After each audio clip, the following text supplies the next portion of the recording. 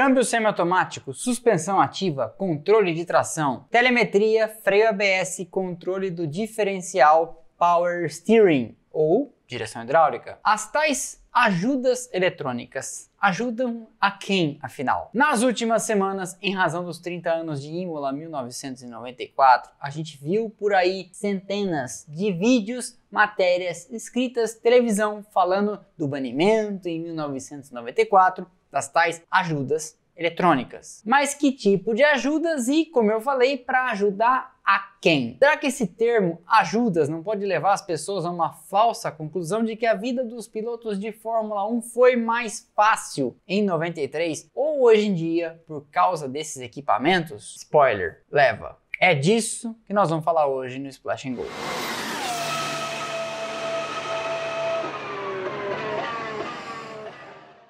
A história é bastante conhecida e foi contada diversas vezes em vários canais e talvez eu já tenha contado por aqui também. É tipo aquele hit de rádio que você já ouviu milhares de vezes e não aguenta mais escutar. Mas de forma resumida eu vou tentar pincelar o assunto bem rápido e talvez contando partes diferentes da história. Em 1993 a Fórmula 1 viu nas pistas a geração mais avançada de carros que já teve. Mais avançados inclusive que os de hoje. Os carros eram verdadeiras naves espaciais. O grid inteiro, mas especialmente as quatro da frente, Williams, McLaren, Ferrari e Benetton, contavam com todos os brinquedinhos que a tecnologia tinha dado conta de conceber até ali. Câmbio semiautomático que naquele ano até subia e descia as marchas de acordo com uma pré-programação. Freio ABS acabando com as lindas travadas. Suspensão ativa, controle de tração, a Williams chegou a testar um câmbio CVT e a Benetton experimentou rodas traseiras que também viravam. Com isso, a turma do fundo cruzou os braços e falou: a gente não vai mais brincar disso aí. E quando falo de turma do fundo, eu refiro-me a nomes como Tyrrell, Ligier, Footwork, que era a Arrows mais com o nome de patrocinador, Lotus em seu penúltimo ano, March em seu último ano, Jordan em seu terceiro ano, La Russe, Scuderia Itália e a adorada Minardi. Sobrava muito pouco ou quase nada para essas, especialmente numa época em que apenas os 6 primeiros marcavam pontos. Essa galera então pressiona a FIA e diz: a gente não tem os orçamentos, apoio de fábrica, estrutura, nada do que essas equipes da frente, as 4 grandes, têm. E a FIA então resolve proibir de uma hora para outra todos os dispositivos que diminuíam a participação do piloto na condução do carro. Isso no meio da temporada de 1993, com efeito imediato. Aí foi a vez das 4 da frente chiarem, alegando com alguma razão que elas tinham se inscrito para um campeonato no começo do ano com um regulamento técnico que estava valendo e não tinha razão para mudarem no meio do jogo. Seria virada de mesa. Houve a ameaça de que o tema fosse parar nos tribunais e a FIA então teve que voltar atrás e avisou: de 93 para 94 tá tudo proibido. Daí a gente sabe de todo o enredo. Numa época em que os autódromos a gente achava eram seguros, mas não eram, e os carros a gente acreditava eram indestrutíveis, mas a vida mostrou para nós que não foram. O que até então era administrado pela eletrônica como suspensão, controle de tração e etc, imediatamente tornou-se novamente passivo, analógico, old school. Só que ninguém diminuiu a potência dos motores que continuaram produzindo perto de 800 cavalos. E o resultado, a gente sabe qual foi. Antes mesmo da temporada começar, J.J. Leto pela Benetton ficou fora de ação, possibilitando a estreia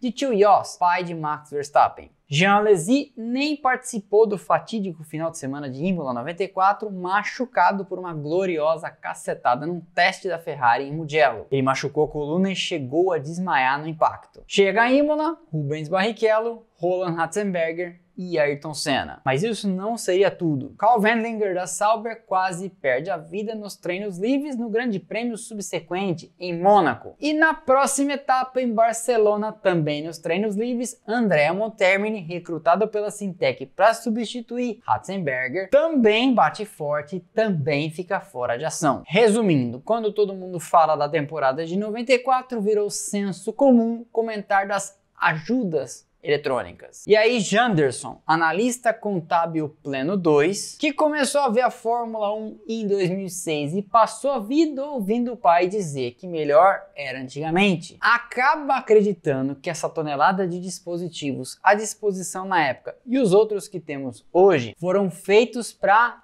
ajudar o piloto, tipo ar-condicionado digital, som que cancela ruído externo, banco com regulagem automática, luz interna para você procurar o celular, para ligar o celular e procurar a carteira. Sabe como é que é? Mas de onde vieram essas invenções? Alguém, quando as trouxe para os carros de corrida, pensou por um segundo que seja em ajudar os pilotos? Vamos ver.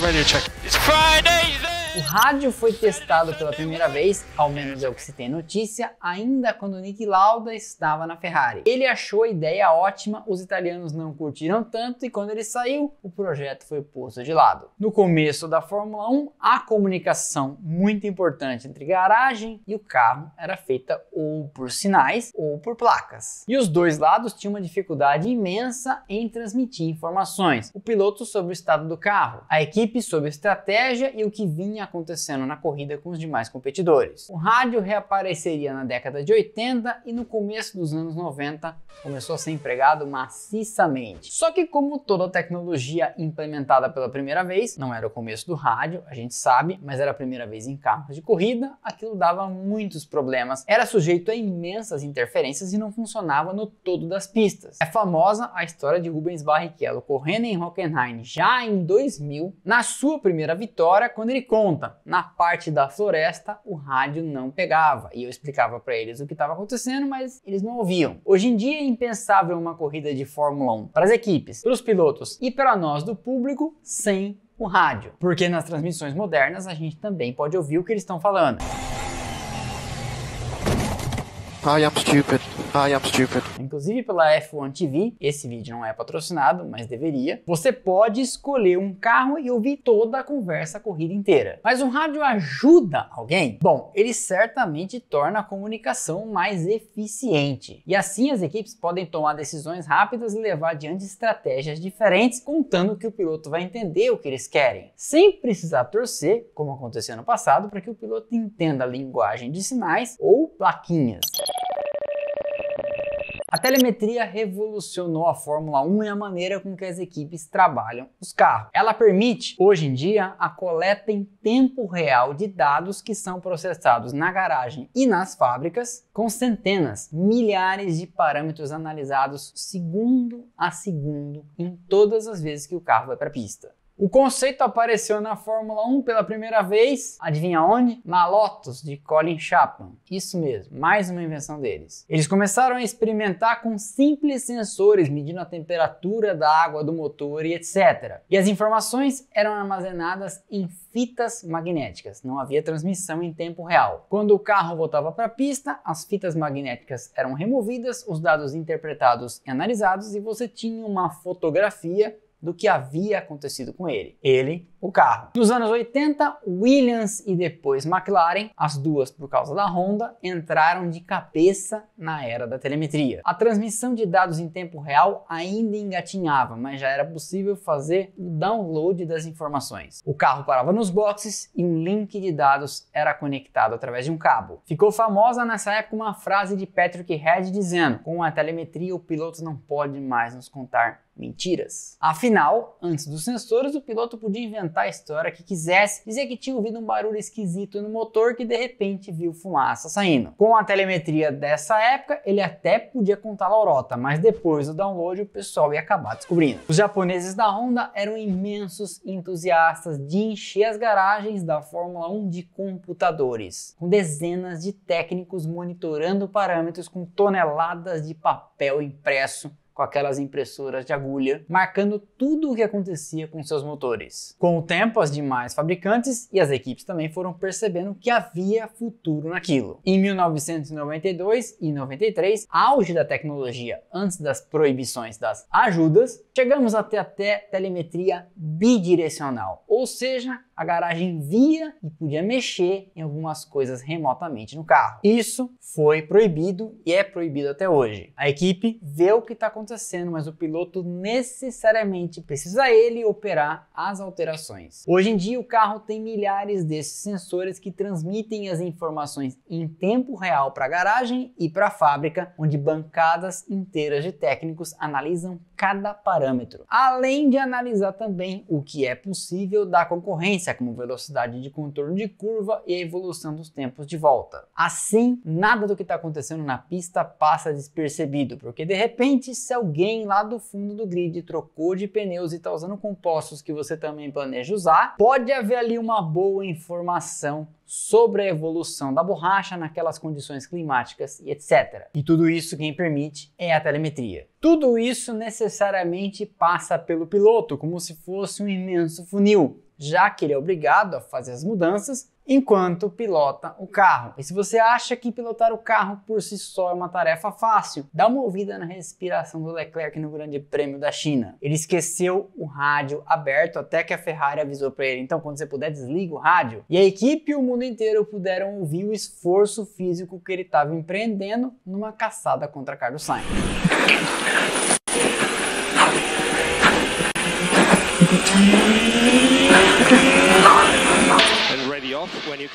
E tem gente que acha fácil.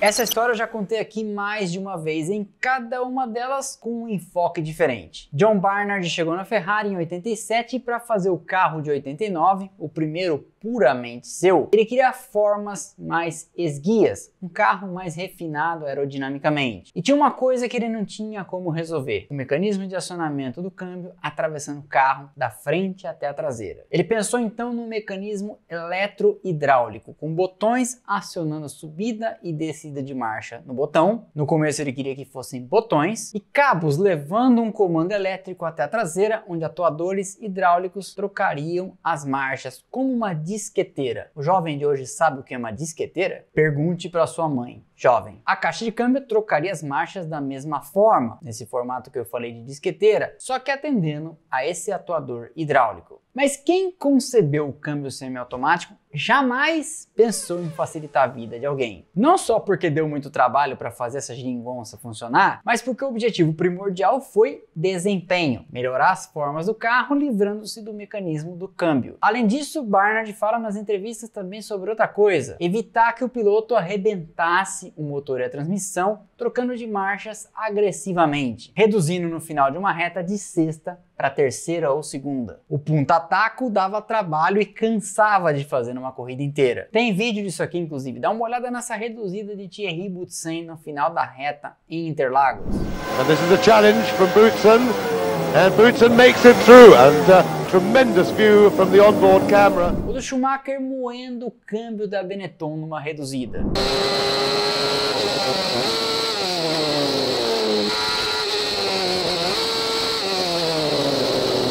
Além disso, outra vantagem era trocar as marchas subindo em milissegundos, sem perder tempo, portanto, de aceleração. E mesmo em 1989, primeiro ano da tecnologia na pista, já era possível trocar as marchas quase instantaneamente. Ou seja, desempenho para melhorar a aerodinâmica do carro e as trocas de marcha mais rápidas, além de favorecer a durabilidade, evitando erros nas trocas, nas reduções especialmente por parte dos pilotos. Nada para ajudar piloto. Se, claro, há vantagem em manter o piloto o tempo todo com as duas mãos no volante, tanto quanto melhor. Além do que um piloto menos destruído no final de uma corrida, certamente é menos propenso a cometer erros. Mas ninguém sentou na frente de uma folha em branco e pensou: quer saber? Vou criar uma ajuda eletrônica para facilitar a vida dos pilotos. Não, nem perto disso.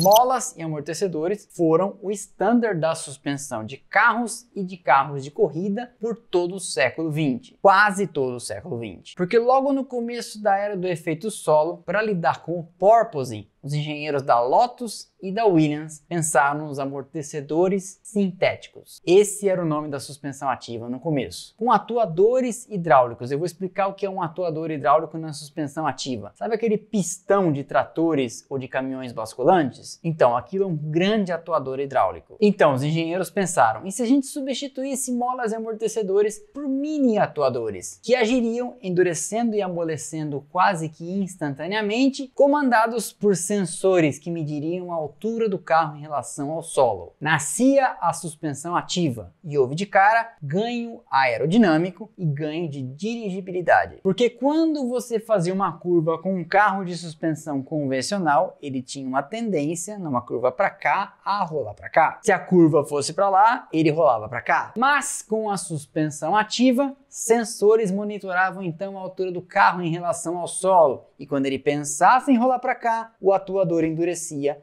e mantinha a altura constante. Com isso, um fluxo de ar que não mudava por baixo otimizava a aerodinâmica. Porque nessas situações, quando o carro rolava para um lado ou para o outro, o lado em que passava menos ar tinha, portanto, menos downforce. E a situação se agravava se ele encostasse no solo, saindo lindas faíscas, porque ali naquele ponto o downforce caía a zero. A suspensão ativa, então, dava um grande ganho aerodinâmico, e esse não era o único benefício, porque essa suspensão reagia mais rápido às mudanças do carro em relação ao solo, também no quesito solavancos, mantendo, portanto, os pneus em contato mais constante e mais firme com o asfalto. Mas tudo isso só tinha um propósito: desempenho. E que baita desempenho! Para fins de comparação, a pole position do Grande Prêmio do Brasil de 1991, feita por Ayrton Senna, foi 1:16.393. Um ano depois, de Williams com suspensão ativa, Mansell fez a pole em 1:15.703. Quase um segundo mais rápido que a pole de Senna e 1,5 segundos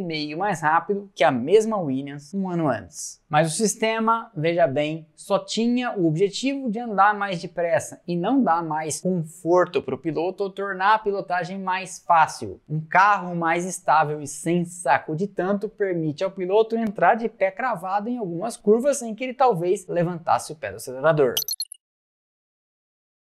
Naquela mesma época surgiu o controle de tração. O mecanismo era genial. Sensores mediam a rotação dos pneus da frente e de trás. Se houvesse então uma diferença que excedesse X% que eles determinavam, da frente para a traseira, um comando ia para o cérebro eletrônico do motor, determinando que cilindros alternados falhassem, entre aspas, o chamado misfire. Com isso, o motor dava uma embolada, não fazia toda a potência, só aquilo que o sensor autorizava, evitando que a traseira patinasse. E isso, claro, mirava em desempenho, porque apesar de a gente achar lindo aquelas derrapagens controladas dos carros fazendo power slide e drift, a verdade é que para andar mais rápido no cronômetro, o único sentido que interessa é para frente. Mas é importante, inclusive, que se diga uma coisa: o controle de tração não segura o carro nas curvas. Portanto, se você entrar a 300 km por hora para fazer uma curva apertada, o controle de tração só vai garantir que a traseira não patinará. Mas vai depender de você, do carro, em última análise das leis da física, se você vai conseguir fazer, sei lá, o grampo do Lewis em Mônaco a 300 por hora. Não vai, né? A tecnologia foi banida em 94, voltou depois nos anos 2000 e é banida atualmente de novo da Fórmula 1. E foi engraçado porque ali entre 2000 e 2001 ela foi liberada e todo mundo disse: o Schumacher vai sentir com isso, o Barrichello vai encostar nele. E foi exatamente o contrário que aconteceu. A diferença média dos dois aumentou. O sistema ajuda? Ele certamente permite que você acelere o máximo possível na intensidade que você quiser, sem distracionar a traseira. Mas segue sendo julgamento e feeling do piloto determinar quanto é esse máximo, porque tem gente que vai errar para menos.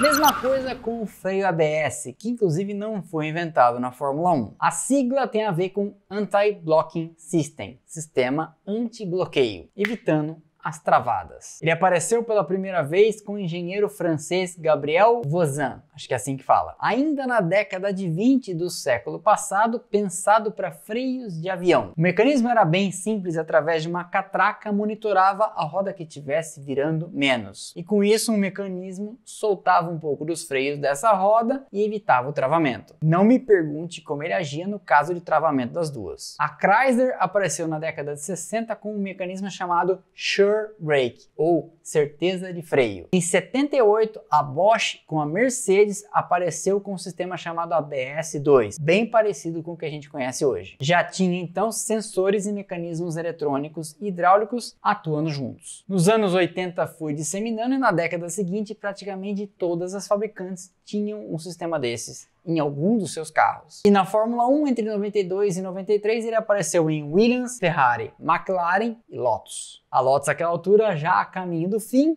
ainda fazia algumas das suas invenções. O sistema permitia a frenagem máxima do dispositivo de freio sem causar o travamento. Pois bem, nada ali era para facilitar a vida de ninguém. A melhor frenagem possível no menor espaço de tempo e sem travamentos significa tempo de volta. Nada parecido com um carro de passeio que tem requisitos muito diferentes como conforto, segurança e economia. Longe disso, bem longe.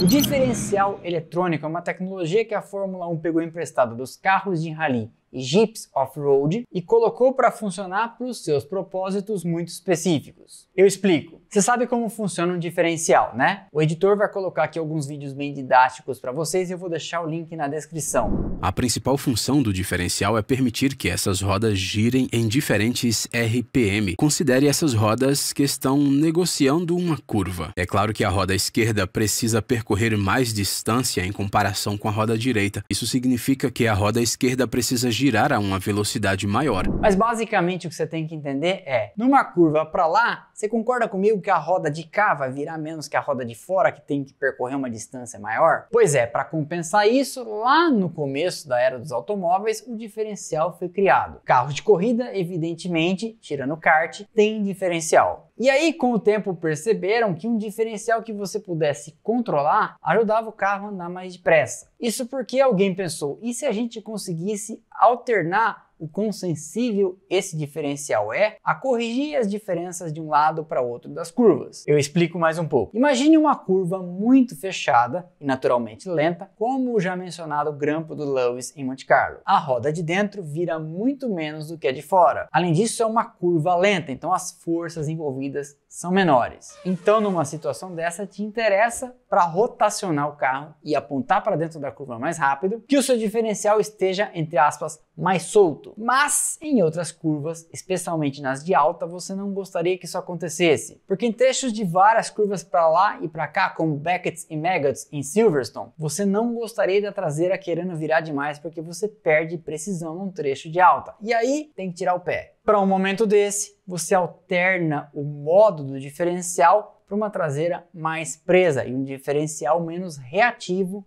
às mudanças de direção. Tudo isso é comandado pelo piloto dentro dos vários modos que ele tem à disposição. Mas tem mais. É possível configurar o diferencial para entrada, meio e saída das curvas com modos diferentes. Tudo isso responsabilidade do piloto. Só que isso, obviamente, é feito para permitir que quem anda depressa ande mais depressa e não tenha uma vida tranquila para ficar com o bração de fora. Esses ajustes todos estão naquele bendito daquele volante com dezenas de botões. Percebe como, apesar do nome, nenhum desses dispositivos é uma ajuda na pilotagem? E como eu comentei no vídeo, se você tem alguma dúvida do esforço que é pilotar os carros de hoje, escuta a respiração do Leclerc.